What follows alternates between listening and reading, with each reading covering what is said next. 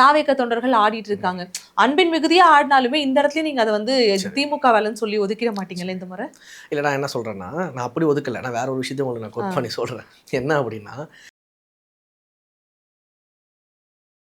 தாவேக்கான்னு கிடையாது. திமுக கூட்டங்களாக இருந்தாலும் சரி, அதிமுக கூட்டமாக இருந்தாலும் சரி, நாம் தமிழர் கூட்டமாக இருந்தாலும் சரி, இல்லை விசிகாவுடைய கூட்டமாக இருந்தாலும் சரி, எந்த கூட்டமாக இருந்தாலுமே இது போல ஏதோ ஒரு விஷயங்கள் நடக்க தான் செய்யும். இளைஞர் அணி கூட்டம் ஒன்று திமுகவில் நடக்குது. கடந்த காலங்களில், கடந்த ஆண்டுகளும் நடக்குது.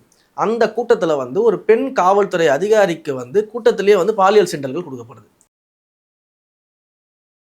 இன்றைக்கு முதலமைச்சர் மு க ஸ்டாலின் அவர்கள் ட்ரெயினில் போகிறார். மெட்ரோ ட்ரெயின்லாம் பார்வையிடுன்னு சொல்லி போகிறார். பக்கத்தில் ஒருத்தர் வந்தார், பல்லாரும் ஒரு அற விட்டார். நீங்கள் அந்த வீடியோலாம் பார்த்துருப்பீங்க. அப்போது முதலமைச்சர் மு க ஸ்டாலினே இன்னும் அரசியல் மயப்படுத்தப்படலையா?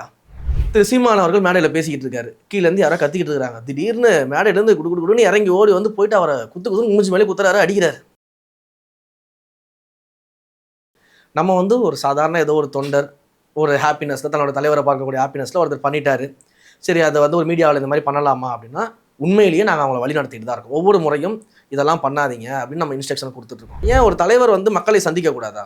அவர் சந்திக்கிறதுக்கு ஏன் இத்தனை முட்டுக்கட்டைகள் போடுறீங்க? இத்தனை வந்து இடையூறுகளை ஏன் உண்டாக்குறீங்க அப்படின்னு நம்ம கேட்குறோம்.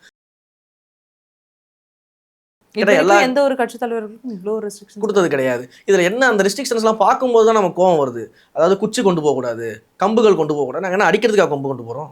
அப்போ நீங்கள் வந்து வெளியில் வரக்கூடாது, கை காட்டக்கூடாது, மேலே ஏறி நீங்கள் வந்து பிரச்சார வாகனத்துக்கு மேலே ஏறி நிற்கக்கூடாது, மக்களை சந்திக்கக்கூடாது, நீங்கள் வேனுக்குள்ளேயே தான் அமர்ந்திருக்கணும் அப்படின்னா, இதே ரெஸ்ட்ரிக்ஷன் நீங்கள் முதலமைச்சர் மு க ஸ்டாலினுக்கு உதயநிதி ஸ்டாலினுக்கோ போட முடியுமா?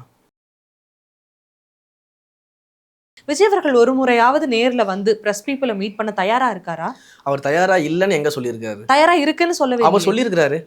மதுரைக்கு செல்லும் பொழுது மக்கள் பிரச்சனையை பேசதான் வராரு அப்படிங்கிற ஒரு விஷயத்த குறிப்பிட்டு சொன்னீங்க. 10 நிமிஷம் பேசுறாரு. மக்களுடைய பிரச்சனையை கேட்கறதுக்கும் போதுமா இருக்கா?